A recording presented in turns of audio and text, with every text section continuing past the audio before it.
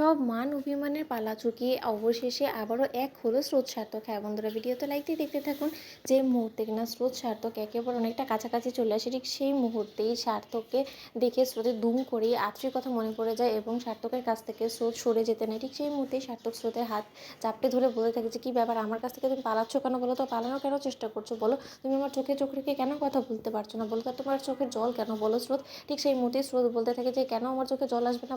ঠিক সেই সময়ই স্রোতকে সার্থক বলতে থাকে যে, কারণটা কি আমি জানতে পারি, নাকি আমি কোনো কারণে তোমাকে কষ্ট দিয়ে ফেললাম স্রোত। ঠিক সেই মুহূর্তে স্রোত বলতে থাকে যে, কেন তুমি আজকে আমার সঙ্গে এরকম করে যতটা ইন্টিমেট হচ্ছ, ঠিক এতটা পরিমাণ ইন্টিমেটই তো তুমি সেদিন আত্রীর সঙ্গে হয়েছিলে, তাই না? তাহলে সেই দিনগুলোকে এত সহজে আমার পক্ষে স্ত্রী হিসেবে ভোলাটা সম্ভব বলো তো।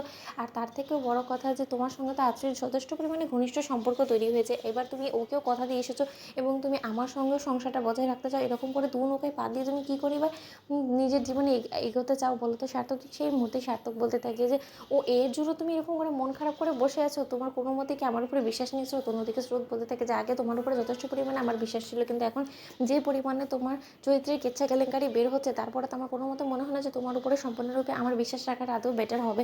কারণ আর যাই হোক না কেন, তোমার পিসিমণি অবধি বলেছে যে তোমার উপরে যাতে আমি বিশেষভাবে নজর রাখি, কারণ তোমার নজরটা এতটাই নোংরা হয়ে গেছে যে বলার আমার ভাষা হারিয়ে গিয়েছে। অন্যদিকে সার্থক হাসতে থাকে এবং বলতে থাকে যে, স্রোত থাক, তোমার আর চোখ খোলানো আমি কোনো মতে চেষ্টা করবো না, এবার তুমি আমাকে একটা কথা বলো তো, তুমি যে কোনো মতে আমাকে বিশ্বাস করো না?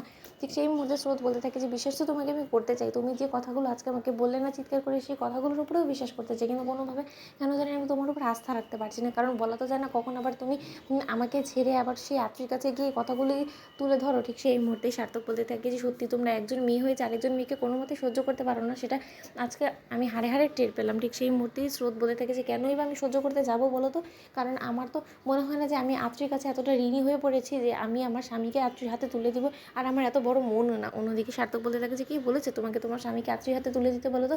আত্রী আমার গার্লফ্রেন্ড হিসেবেই না হয় আমার জীবনে রয়ে গেল, তুমি আমার বউ হিসেবেই না হয় আমার জীবনে রয়ে গেলে। ঠিক সেই সময় সার্থকের উপরে চটে গিয়ে স্রোত বলতে থাকে যে, ও তার মানে তুমি দু নৌকায় পা দিয়ে চলবে, এটা তুমি ঠিক করে ফেলেছো, তাহলে আমাকে শুধু শুধু এখানে এনে প্রপোজ করলে কেন বলো তো? আর এরকম করে মিষ্টি মিষ্টি কথা বলে তুমি কি মনে করছো যে তুমি আমাকে বোকা বানাতে পারবে? কোনো মতেই না সার্থক, আমি খুব ভালো করে জানি যে তুমি নিশ্চয়ই আমার ধৈর্যের পরীক্ষায় নিচ্ছ, আর ধৈর্যের পরীক্ষায় নিও না সার্থক।